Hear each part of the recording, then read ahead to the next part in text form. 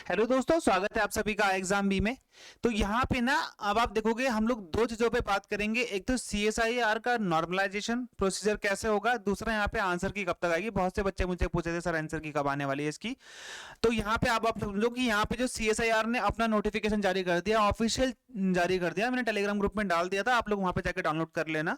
तो यहाँ पे आपने नॉर्मलाइजेशन में ये कहते हैं कि हम लोग ये जो नॉर्मलाइजेशन करेंगे एसएससी की तरह नहीं करेंगे कि आपके जो हार्ड शिफ्ट है उसमें 4 नंबर बढ़ा दिए या फिर कोई और तरीका है। अब इन्होंने बोला कि हम करेंगे परसेंटाइल बेस पे।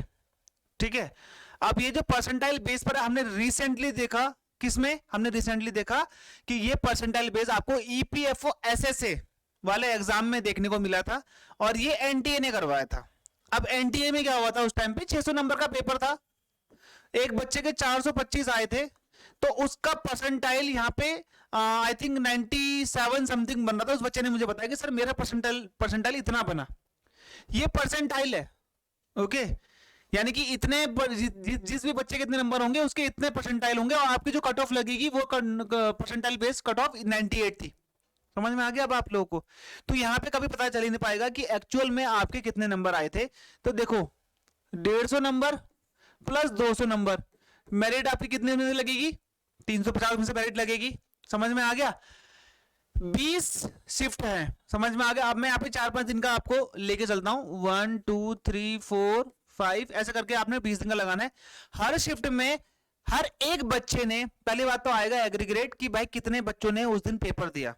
एक दिन में एक ही शिफ्ट थी, मतलब कि 2 पेपर थे एक शिफ्ट में।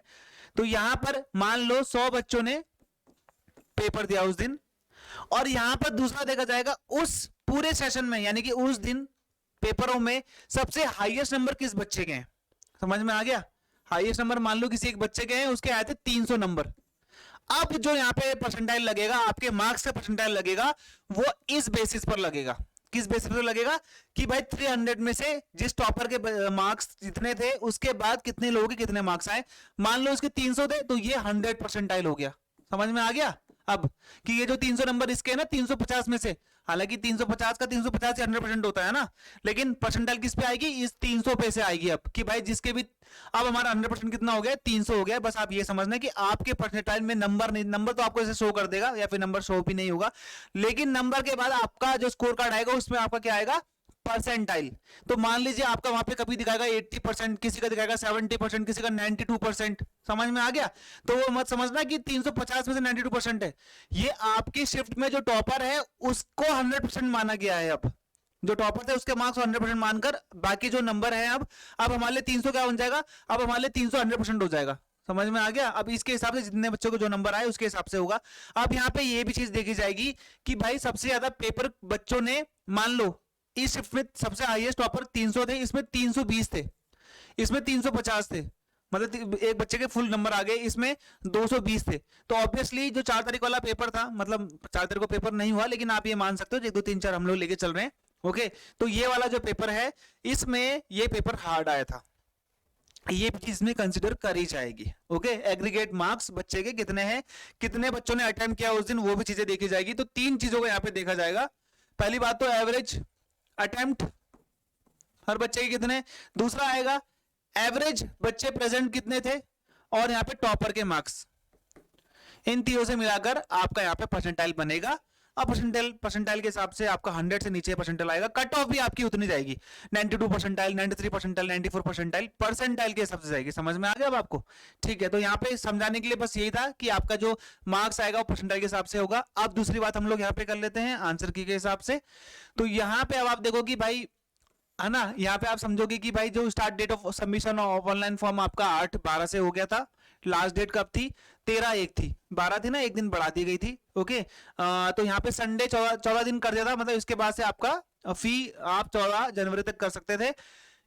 डेट ऑफ स्टेज 1, तो ये 5 से लेकर 20 तारीख तक एग्जाम अभी भी चल रहे हैं। मेरा खुद 14 को था, वैलेंटाइन डे वाले दिन इशू ऑफ एडमिट कार्ड, और 14 को यहाँ पे ब्लैक डे भी होता है।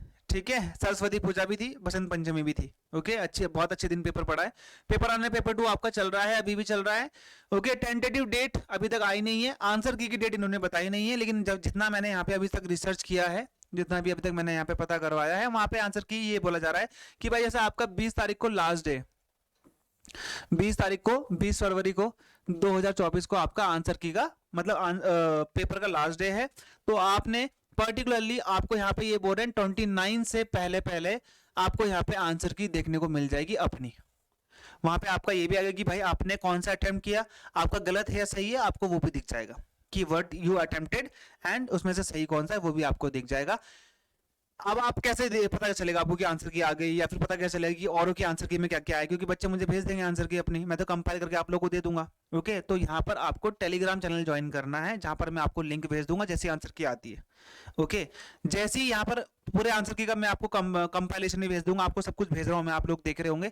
या तो आप सर्च मान लो आई एग्जाम भी जीके, नहीं तो नीचे लिंक भी है, वहां पर भी आप जाके ज्वाइन कर सकते हो, नहीं तो डायरेक्टली सर्च भी मारोगे ना आई एग्जाम भी जीके, ठीक है, ये तो आपको वैसे भी मिल जाएगा, नहीं तो आप डायरेक्टली जाकर सर्च भी कर सकते हो। बहुत से बच्चे पहले से इसमें जुड़े हुए भी हैं, नीचे लिंक भी है, वहां पर भी आप जाके ज्वाइन कर सकते हो। ओके, डिस्क्रिप्शन में। तो ये था मेरी तरफ से, ठीक है। तो जैसे ही आंसर की आ जाएगी कि भाई आंसर की आउट हो चुकी है, तो मैं आपको जरूर बताऊंगा, लेकिन जहां तक अभी मुझे बताया गया है तो वो आपका 29 तक यहाँ पे बोल रहे हैं।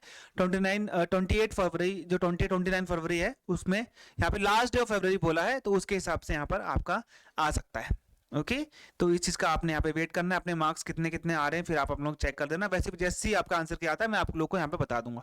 ओके, तो मिलते हैं हमारे अगले वीडियो में नई अपडेट के साथ, तब तक के लिए थैंक यू।